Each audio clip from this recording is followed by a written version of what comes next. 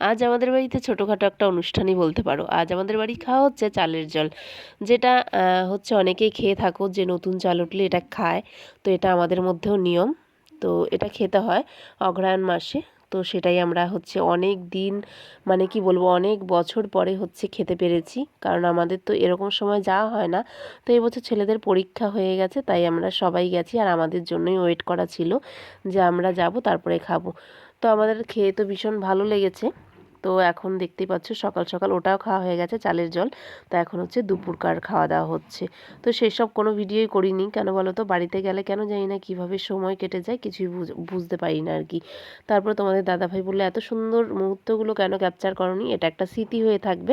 তো ওই তুলছিল ভিডিওটা। তো এখানে মা আর দুই ভাই বাদে বাড়িটা পুরো অসম্পূর্ণ লাগছে।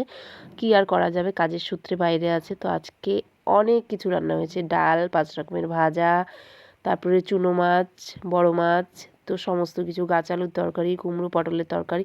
তো যা যা করতে হয় আর কি আজকের নিয়মে, তো সমস্ত কিছু হয়ে গেছে।